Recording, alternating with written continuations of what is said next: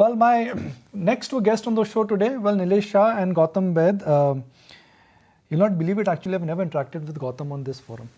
I've been inviting him, he's never accepted my invitation. Nilesh Shah, well, we've been friends for years. And I think Nilesh has this page in a diary where he has got an autograph of Munger, Bill Gates and Buffett. Am I right? You are carrying it with you. Show it to viewers. Bang on, Nikunj. Brilliant. I mean, I was really very, very fortunate. This was way back probably in 2006, my first visits. 6 or 7? I think this was 2006. Okay, I remember it wrong. Memory getting old now. Yes. And this was when, we as international visitors to the AGM were very privileged to basically kind of go across and meet this, the world's most amazing troika of Buffett, Munger, and Gates. And we were so lucky to kind of have their autographs as well. And that's pretty much a treasure. And it's something which I cherish, very fond memories, not just in terms of what I learned from them, but even to have this masterpiece from them. So consider myself truly lucky and fortunate to have that. You've been going to the AGMs and you've put a stall, I think 3 years ago when you launched your first book. So have you had a chance to meet Mr. Munger? Have you had a chance to shake hands with both Mr. Buffett and Mr. Munger, Gautam? Well, Nikunj, thank you for having me on your show. I did have the good fortune of meeting Mr. Munger in a public setting at the 2018 Daily Journal Corporation annual meeting in California. And I've always been very influenced by him for many years now. And I cannot thank him enough for changing our lives for the better. Because above all, what Charlie Munger has done is he has taught all of us to live an honorable life with full integrity. Apart from the investing lessons, of course, I think his life lessons are very enduring and will always hold us in very good stead. Gautam, you're an author and you've come up with 2 bestsellers. How much of that bestseller is influenced by Munger? What are the things which you incorporated in your book from him? Well, Nikunj, the very first quote of The Joys of Compounding is a quote by Munger, which goes like this: "The best thing a human being can do is to help another human being know more." And on the day of his demise, today, I urge all of the viewers to actually embrace this life principle. Let's try to help as many people as we can and endeavor to help at least one person every single day. And over time, over decades, what will happen is you will experience the power of compounding goodwill, like Mr. Munger has.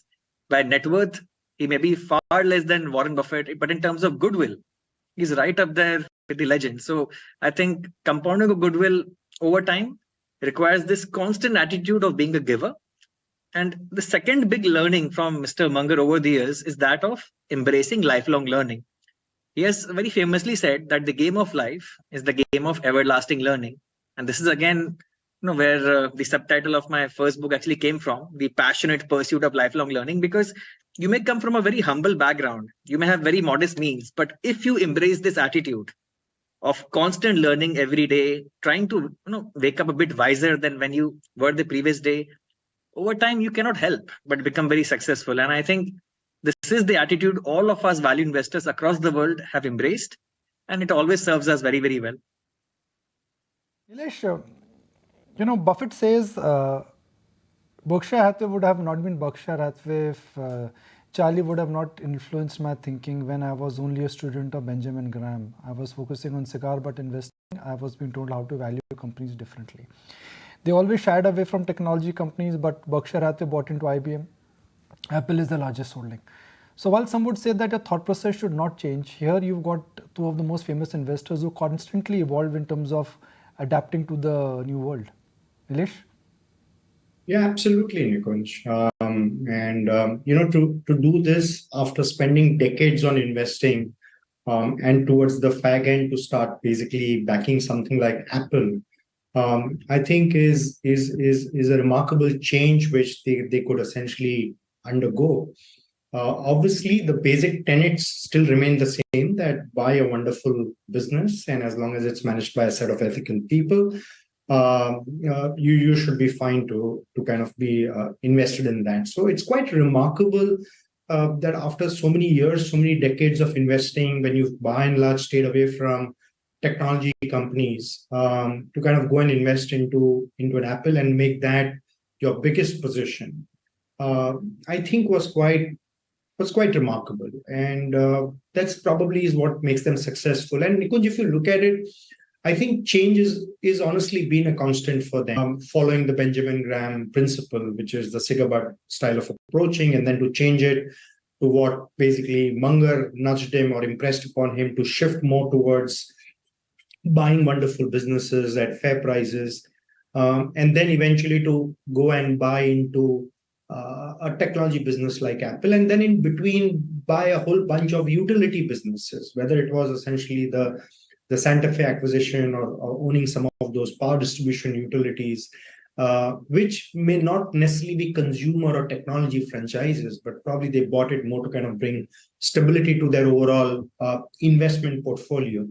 Are kind of changes which they have probably made very constantly. And that's quite remarkable that on that kind of size and after so many years, you're willing to change, willing to adapt.